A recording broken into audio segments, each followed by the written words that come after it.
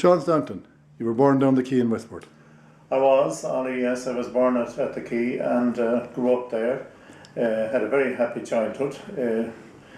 People didn't have a lot at the time, but there was a great old spirit of community in the place and everybody looked out for each other, and my memories of childhood at the quay are happy ones. We played together and we had good fun, and I still have many friends and friendships that were initiated at the quay during my childhood years. Where did you go to school? I went to school, strangely enough, even though I lived at the quay, I didn't go to the quay school for whatever reason. I had an aunt in the Mercy Order, and I think that might be the reason why we were sent to the, the convent school, babies and low infants and high infants, and then we went down to the Christian Brothers on Castlebar Street, which was both where Dunn's store now is. It was both a primary and secondary school at the time. And I had my primary education there, and I did 1 year in secondary school there, and then I went to boarding school for 4 years. I had thoughts at one stage of priesthood, and I went to boarding school for 4 years, but in my leaving cert year I got quite sick, and I was hospitalised for 3 months, and when I came out of hospital I decided that I'd stick around Westport and start looking for a job, and that's what I did.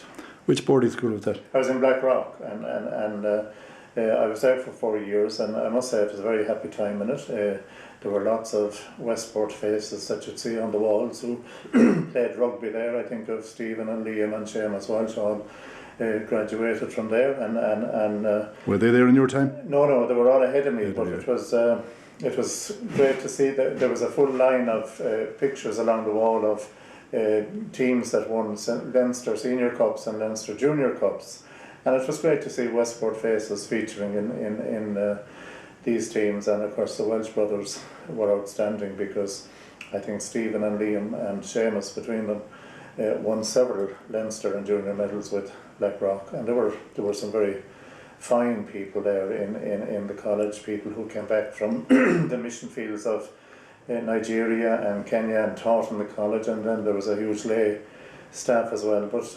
overall it was a great place to be, and a great experience. What kind of a curriculum did you have that time? There was a very extensive curriculum in it, and you had wide choices as to what you could do, and you more or less picked. You could do languages and to an extent that you wouldn't get available in a lot of other schools at the time, and I remember for a while, a couple of years studying Spanish, and I've forgotten it all now, but it was at the time I found it was a relatively easy language to study. But then you had other, I mean, they gave you a sort of, if you like, holistic education, in the sense that there were local nursing homes and hospitals that you were sent out to do visitation and that kind of thing, and to go into marginalised areas. And these were projects that were all part of college activity at the time. And I think it helped greatly in giving you a broad outlook on life. Any science subjects or economics or that kind of stuff at that time? Some, but not in the sort of detail that's available now. Yeah,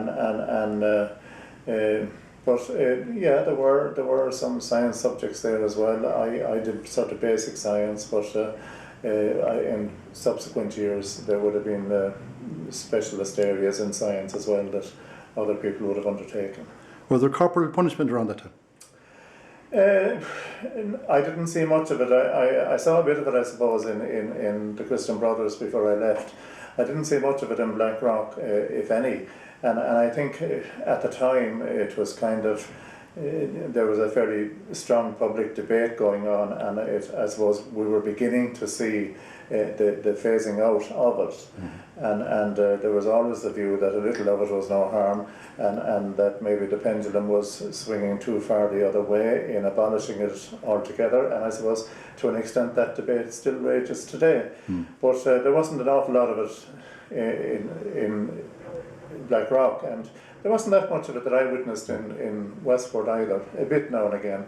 It always interests me the people who received it, did they resent it, or did they? Because my recollection of it is that they didn't really resent it. It was kind of part of living at the time. Yeah, I think people saw it as part of living, and I don't think, and I got my share of it too. I don't think I resented it, and I wasn't aware of my peers resenting it. I think what some teachers had a habit of doing in former years that was much more hurtful was, demeaning children by what they said rather than by what they did. And I think most young people would prefer a cuff around the ear and be done with it rather than to be verbally abused and told they were good for nothing and that they wouldn't get on in life and they'd never be any good for any job that might come. That kind of thing. And maybe it's easy to say that with the benefit of hindsight, but some teachers at the time behaved like that, and I don't think it was very edifying on their part or in any way helpful to the children in their care. To come back to Westport, away from school, how did you entertain yourselves in Westport, Donk? Well, I suppose growing up at the Quay, a football was a very precious possession, and we could play football on the public roadway then because traffic was so sparse. You might get a car driving on the street or down the road every 15 to 20 minutes, and in between times it was easy enough to have a game of football on the street. And we tended to do that until a local guard who lived quite near us, long since deceased, Paddy Halpin, a very fine man, and many of Paddy's family are still around. But Paddy would warn us about playing football in the street, that it was dangerous for us and that we shouldn't be doing that. And of course he had our best interests at heart. Which was true, yeah. But that's what we did, and there might be a bicycle in a house, certainly no question of everybody having a bike, but you got your time on the bike. You did the usual thing in growing up of playing the cowboys and the Indians and all that kind of thing. I have no recollection of ever having been bored as a child. When I was young, when I was a child, we always seemed to have something to do. You had no TV? We had no TV. No computers? No computers, and I won't pretend that we didn't engage in a bit of devilment now and again. There were some orchards in the area that were fairly regularly relieved of some of their apples, and there was a bit of a thrill in doing that as well as eating the apples, but we didn't seem to have much time to get bored about anything. What years are them about? The 60s, 70s? 60s? The 50s. 50s, yeah, 60s. The early 50s and right through. And of course from time to time we'd get maybe money for the pictures, as we called them then. There were two cinemas in Westport at the time, the one on the Octagon, which was housed in the town hall, and the other one was the Ideal Cinema on James's Street. And we didn't have the resources to go too often, but from time to time you got an outing to the cinema. And one memory I have was when I was going to the barber, and the price of a haircut at the time was a shilling, and you had to get value for money. So the instruction that we got going to the barber was get a good bare haircut. In other words, one that would last a long, long time. And Sean McKenna, or John McKenna now, who's has that McKenna's barbershop. His father before him, Sean, ran that business, but Sean's father before him, as we used to call him, Old John, ran it as well. And we'd give the shilling to me and to my brothers. We'd give the shilling to old Mr. McKenna for our haircut, and he'd give you back 2 old pence. And of course that was a small fortune. And we went to the local sweet shop and we treated ourselves anytime we were having a haircut, because we knew that once we went in with the shilling, we were going to get tuppence back. and that's a very happy memory of a childhood. And I mean, I see that business now, and it's there for 3 generations and probably will be there for several generations to come, you know. And when you got a bit older, in the teens, did you go dancing or? We did, yeah. When we, the film houses or the pictures were there on a fairly regular basis. Cars were hard to come by at the time, and what we used to do was we'd collect between us a few quid at the time, a few pounds, and we'd hire a car for a night. Now, looking back on it, I can't say with certainty that tax and insurance and all that were totally in order. I hope they were, but Ask no questions.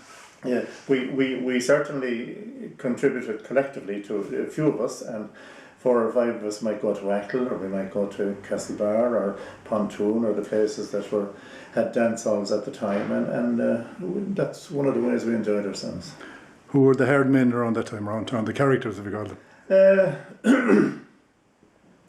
I wouldn't say hard men, but there were some. I suppose there were some Characters, yeah. characters in the town. The late John Joyce would have been renowned for his wit, and John would have been a bit older than me now, but he was an extremely witty person. Another well-known personality in the town was the late Willie Joe Kelly on Altamont Street. We used to know him as Pongo, and there were people like that who were very well known, and we would have regarded them as local characters, and you know, I'm sure there were many others as well that don't immediately come to mind. Westport always seemed to throw them up. It does, So yeah. there are always a few of them around, yeah. Yeah, and I've often heard it said that more than any other town, Westport had a great knack of picking the appropriate nicknames for people. That maybe we all had nicknames without us knowing it at times, but some of the nicknames that I would have known myself, when you think of the person who had them, they seem to be appropriate enough, all right, at the time. Okay.